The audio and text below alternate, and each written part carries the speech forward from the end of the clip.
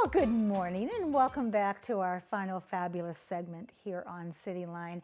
If you saw the wide shot, you know that there's some moving parts going on here with our next guest. So please join me in welcoming Sophia Montiel. You are a member of the Puget Sound Women's League, and we, besides this beautiful person next to you, are going to talk about the Fieldhouse Flea, Tacoma's original and creative market.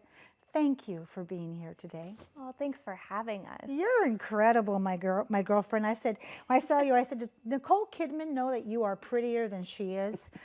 It's true. Sorry, Nicole. All right, Chris Hay, I love and adore you. You are everywhere in Tacoma. Every time I am on Instagram or Facebook and I am looking at food, because that's what my analytics does, you come up. You are a member of the Puget Sound Women's League also. What's on your lap, my friend? I have some lager booty, Ooh! which is made by, it says here, handmade with lager love in the non-commercial kitchens of the UPS Women's League. There we go. And we will be selling this at the Fieldhouse Flea Market. $5 a bag. It is so Delicious. scrumptious. And I also have raffle tickets, Yes. which these are my two favorite things at the flea market in terms of a bargain. Yeah. $5 of love right here. And these raffle tickets go for $5 a piece, or you can, at $20, you get 6 tickets. Oh, perfect. So go for that. And we've got literal wheelbarrows and wagons full of prizes that our fabulous vendors have contributed that will be raffled off at the end of the day. So as I often say, if you're new to Tacoma and you don't know about this, you need to know about this. Our producer, Cheryl DeMarc, shops there. She goes. I go every year. I found the most beautiful crystal round bowl one year that just is my heart's desire. So, Sophia, how is this market, after all of that, different from other local markets? Yeah, well, it's been around since 1968.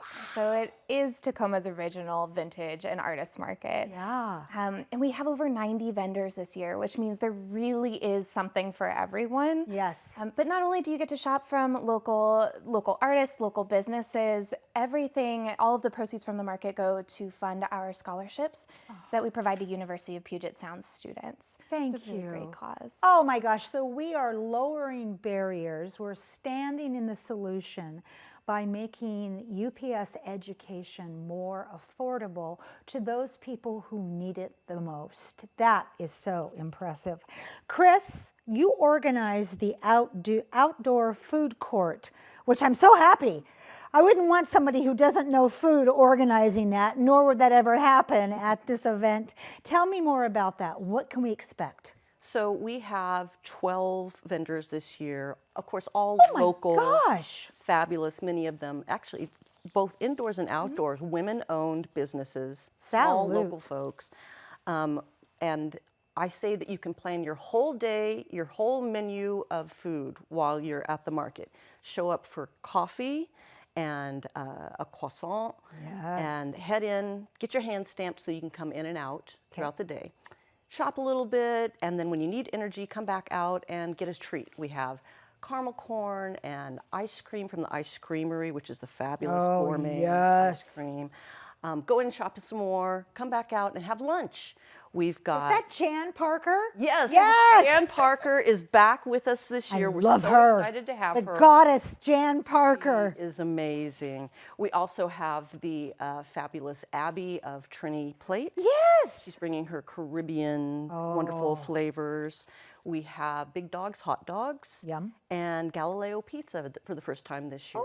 So good savory stuff. And then we have bakers at the end of the day when you leave, pick up some dinner to go with from Jan or from Abby, but then also get some desserts. We've got Girl Love Cake desserts and Little Miss Sweets with her Puerto Rican desserts. We've had her on. She's amazing.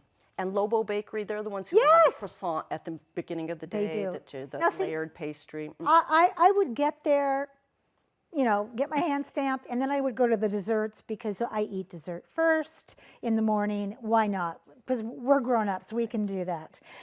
Do either of you, and let's start with you, Sophia, what's your favorite part of this event? Because there's so much. There is so much, but what I love the most that I heard from people that attended last year was that the overwhelming sense of positivity and community connection really meant a lot to people.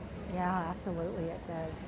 Because you see the people that you see in Safeway, Stadium Thriftway, and Met Market. Chris, do you have any tips or advice for attendees? Other than getting Get your popcorn, raffles, your raffle. popcorn, make sure you visit the Women's League booths. I got some beautiful brooches last year for bargain. The late Madeline Albright would love this.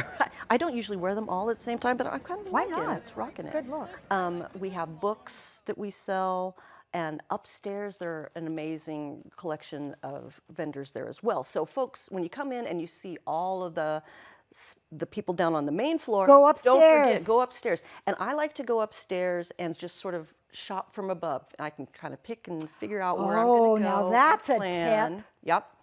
And then also when you get your food, you can come in and you can bring it inside, and you can sit upstairs in the stadium Yes. chairs. Oh, and I love just this. watch as you eat. So All right. So you've mentioned, and Sophia, I want to know more about this Puget Sound Women's League.